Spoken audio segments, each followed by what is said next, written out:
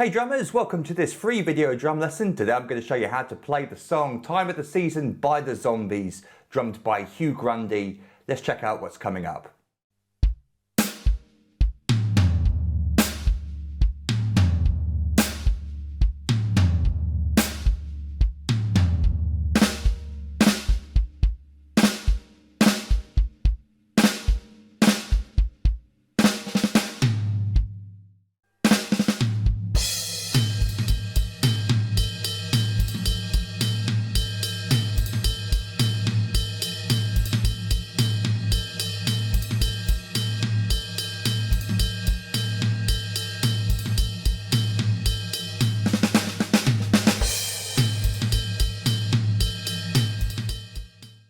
Okay, let's start with the first line, the intro, and Hugh comes in with the last quarter of the verse drum beat on the toms, 4 ands. And if you listen carefully, I think he does go between two different toms, going down the toms. Some drummers I've seen play just on the one tom, but I think Hugh plays it down the toms, 4 and 1. We're going to go into the first beat of the main groove, 4 and 1. So that intro drum fill is starting on beat 4. 1, 2, 3, 4 and 1. We're then going to go into the main groove. So that as you heard, the bass drum starts on beat 1. And by the way, if this is not making sense to you, you might want to download the chart for free from our website. I've got all 3 pages of the song, every single beat and fill, fully transcribed for you. As I say, you can download this for free from our website. The link is beneath this video, so you might want to have this printed out in front of you as we go through this together. Hopefully it's going to make things a lot easier for you to understand. So we start with our bass drum, and then we play the snare drum and the hi-hat on beat 2. And if you listen carefully on the recording, I think you can hear the hi-hat being played. He might be stepping it. I'm going to play it with the stick. 1, 2 and 3 ands. 1 and 2 and 3 and. Those bass drums on the and, the 2, the and, the 3. And then it ends with the 4 and part of the drum fill, or part of the groove that we had at the beginning. 1 and 2 and 3 and 4 and 1 and 2 and 3 and 4 and. So we count ourselves in. 1, 2, 3, 4 and 1 and 2 and 3 and 4 and 1 and 2 and 3 and 4 and 1 and 2 and 3 and 4 and. That drum beat gets played 4 times. Then we go into verse 1 where the lyrics come in, and we get 2 more lines of 4 bars. But then we go into what I've called the pre-chorus, and the drum beat changes. So pre-chorus 1, we start with the bass drum again, 1. This time we get flams on the snare drum on the beat 2 and the beat 3, which might surprise you. 1, 2 and 3 and. It comes a little bit earlier than you think because, well, it's not coming on beat 4. 1, 2 and 3 and 4 and 1. The bar resolves with 4 and then into beat 1 on the next bar. 1, 2 and 3 and 4 and 1 and 2 and 3 and 4 and 1. So going from the end of verse 1 into pre-chorus 1, we get this. I'll do 2 bars of verse 1. 1, 2 and 3 and 4 and 1 and 2 and 3 and 4 and 1, 2 and 3 and 4 and 1, 2 and 3 and 4 and 1. And I'll play this up to speed for you in a moment.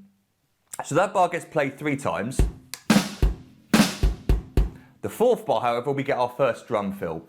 1, 2, so we still get the snare drum on beat 2, but then we get a 4-note ruff.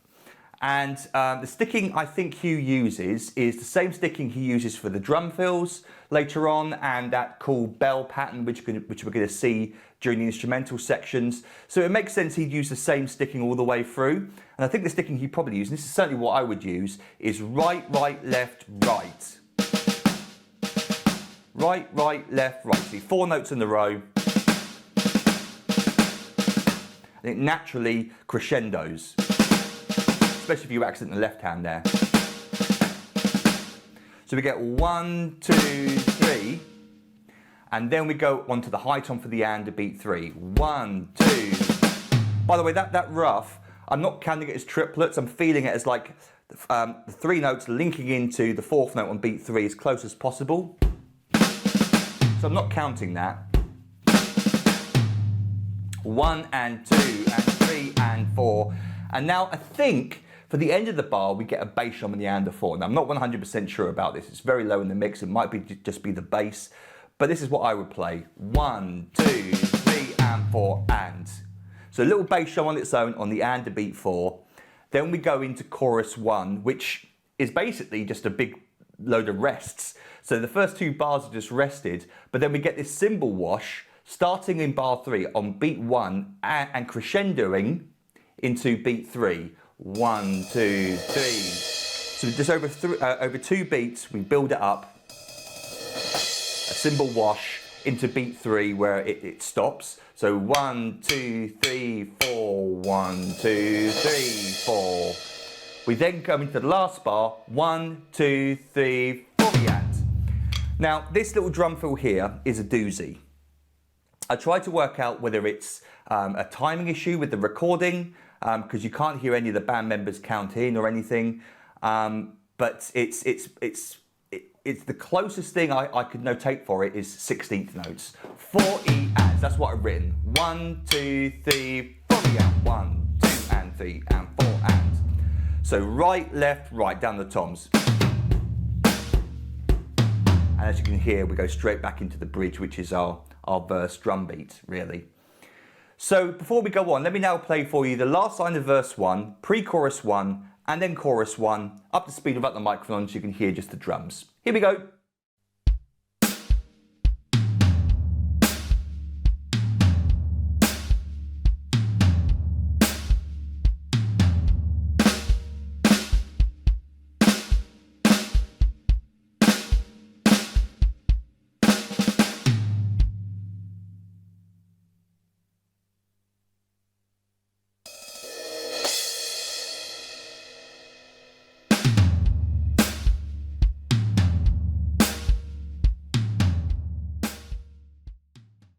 So bridge 1 is just the verse drum beat.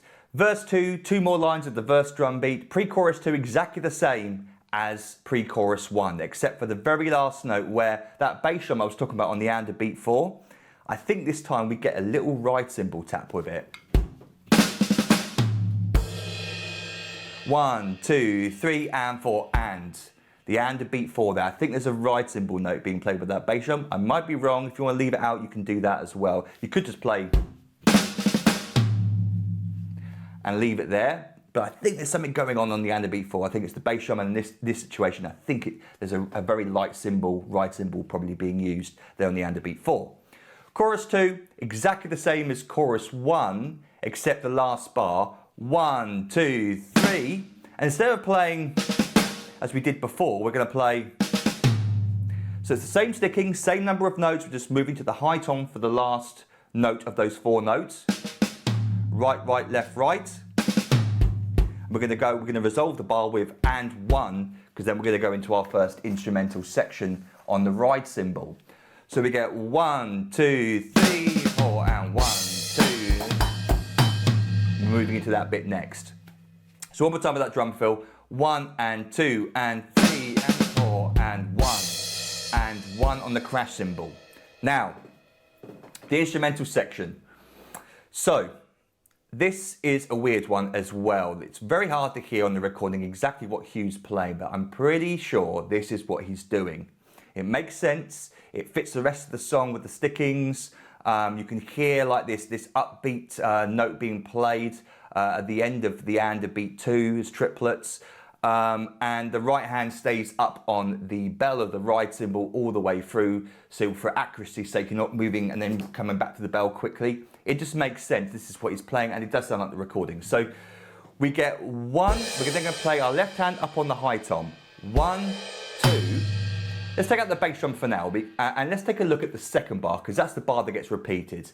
We get this. 1 and 2 and 3. That's the tricky bit there. And 3.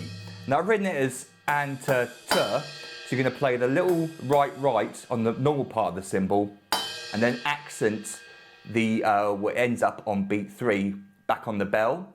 1 and 2 and 3. 1 and 2 and 3. And we get 3 and 4 and. The bell isn't played on the and of 4, just the high tom. 3 and 4 and. Underneath that, I believe what Hugh's playing on the bass drum, again very hard to hear on the mix, is 1 and 2 and 3 and 4 and. He's playing the and, 3 and the and a beat 3 on the bass drum.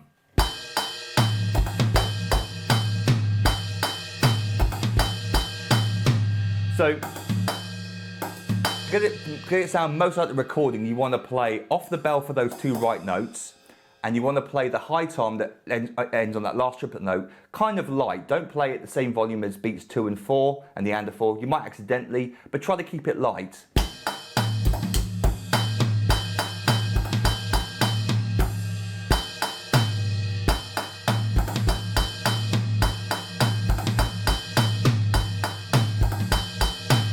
More like that last version there. You can see it takes a little bit of practice to get it into muscle memory. Hugh's obviously practiced this drum beat quite a lot, so he's just not thinking about it, he's just playing it. So we come up with that drum fill at the end of page 1. 1, 2, 3, 4, and 1, 2, 3, and 4, and 1, 2, 3, and 4, and 1, and 2, 3, and 4, and 1, and 2. Lots of fun to play that. Very, very cool groovy groove. Once you get that right, left, right, it starts to turn into muscle memory, hopefully for you anyway. So just the other thing to mention is at the beginning of the instrumental 1, we go the crash, 1, 2, and I've decided to come back to the bell for beat 2. You could play 1 and 2, but you've got to kind of be accurate with that. And Hugh doesn't do that every time, sometimes he leaves the full beat. So that's what I've written on the chart. So that bar gets played 4 times the first line, same for the second line, but bar 4 we get our next big drum fill. Bar starts the same, 1 and 2, but then we're going to play the same stickings we did here, but on the snare drum. And we do get that natural accent on the last note of the left hand. The next bit, and 3, E, and we go into 16th notes. So we've gone from triplets into 16th notes, 3, E, and 4, left, right, the accents there. 4, E, and it ends with 4, E, and Those last 2 notes are accented. So 1 and 2 and 3 and 4 E, and 1. 1 and 2 and 3 E, and 4 E, and 1. 1 and 2, oh, 1 and 2. So that natural sort of flow of accents there you can hear on the recording. So bars 3 and 4, and this is how I recommend you practice drum fills, create a 2-bar loop. 1 and 2 and 3 and 4 and 1 and 2, 3 and 4 and 1. And I'll play this up to speed for you in a moment. We then go on to the next line, which we continue with our instrumental groove. Last line, first 2 bars, groove, and then we get 1, 2, 3, 4. There's 2 crashes there on 1 and the beat 3, and then we come back in with 1, 2, 3, 4, and it's the same sort of weird feel that we get there, but I've written it as 16th notes. 4 out. We then go back into our verse drum beat. 1, 2, and 3, and 4, and. So, let me now play for you, starting from the drum fill at the end of chorus 2 at the bottom of page 1, all 4 pages of instrumental 1, so we can hear how we transfer from section to section. Here we go.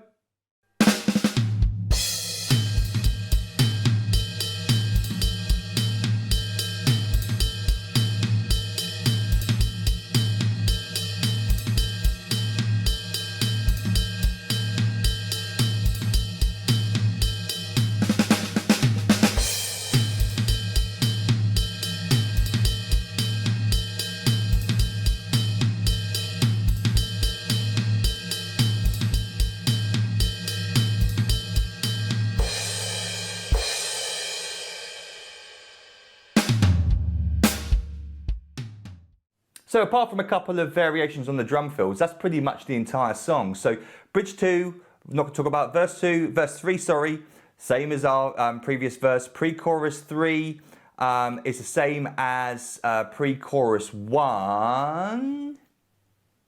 Yes, it goes 1, 2, same ideas we had before. Then we go into chorus 3, the last bar, instead of playing a flam on beat 3, I think he just plays a single snare drum. Instead of playing, but you could play a flam instead, you know. But I think he just plays the 1 snare drum. Then page 3, the instrumental 2, or the outro if you like, it's just the chorus all the way to the end of the song. So we're going to skip straight to the big drum fills. So line 2, bar 4 is exactly the same drum fill as we had at the beginning of instrumental 1. Oh. exactly the same. So then we go on to line 3, and we get a drum fill at the end of each line. So bar 4, we get 1 and 2. Starts the same. We're still moving into 16th notes, and 3 E, and 3 E and then 4 E and. So it goes from the high tom to the floor tom, and to 3 E and 4 E and. I think it's 2 and 4. That's how he orchestrates it. Next line, line 4, the drum fill there. I think he plays. So we're playing the right, left, but we're going to go straight into 3 E and. So we're not playing all 4 16th notes of each beat, we're playing 3 E and, 4 E and, right, left, right, left, right. 2-bar loop.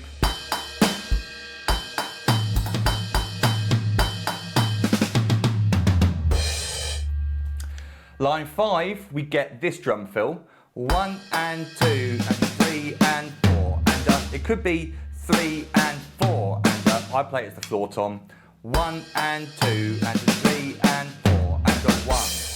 2-bar loop, 1, 2, 3 and 4, and 1 and 2, 3 and 4, and 1. Second to last line, the drum fill there has something else going on, which I was a bit confused about, but I think this is what's going on because I heard something on the hi-hat. I think we're getting 1 and 2 and 1 and 2. So instead of playing 1 and 2, it's 1 and 2 and the bass drum on the and beat too. 1 and 2 and 1 and 2 and 3 and 4 and. Drum fill, by the way, is just 3 and 4 and. Before we had, now it's same sticking, same rhythm, just different orchestration. But it's that 2 and you could certainly leave that out. You could play 1 and 2, 3 and 4 and if you wanted to. But I think I'm hearing. So I've included that. I might be wrong on that, but that's what I think I'm hearing there. And then the very last song, about our line of the song, it starts to fade out. And, oh, I forgot to mention, in bar 3 of the second to last line, we start to get this idea. 1, 2. So he doesn't play 1 and 2. He's playing 1, 2. He's missing out the and to beat 1, basically. The only difference there. And then the last line, he plays that idea for all 4 bars.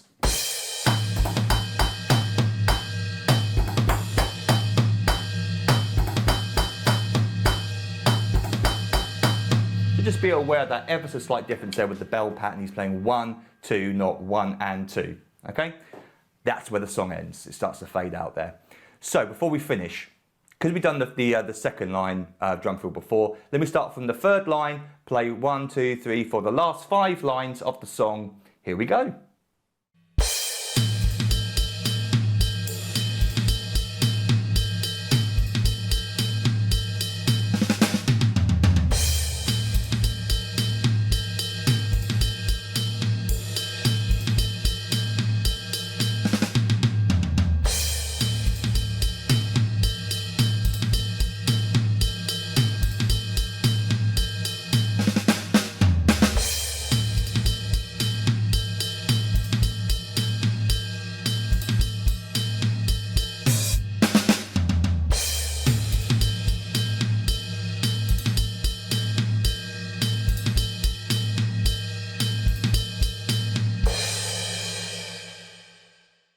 So there you go. Hope you've enjoyed the lesson. If you've got any questions, feel free to email me, rob@drumstheword.com. Don't forget you can download the free PDF from my website, all 3 pages for free. The link is beneath this video. And then while you're over at the website, you might want to consider signing up to become an online member. And what I currently offer for £97 is a full year's online access to every single full video song lesson I've ever recorded and transcribed. And that's coming up to 750 famous and popular songs where, just like this lesson, I teach you the song from start to finish. You get the fully transcribed PDF drum chart. And I think I've got one other Zombies song up on the website already. I forget which one it is. Pretty sure I've got one up there already. And I'm sure I'll be adding their other hits in the future because they prove to be a popular band with my subscribers and members. As a thank you for signing up, I'll give you access to hundreds of little videos teaching you many famous drum beats, fills, and even drum solos. I give you 3 ebooks I've written over the years containing hundreds more famous drum beats, fills, and solos. I tend to record new lessons every week unless I'm ill or on holiday. So you've got plenty of cool stuff to look forward to over the year of your subscription. But if you've got any questions about any of that, then feel free to email me, rob@drumstheword.com. And until our next drum lesson together, toodle pip and happy drumming to you.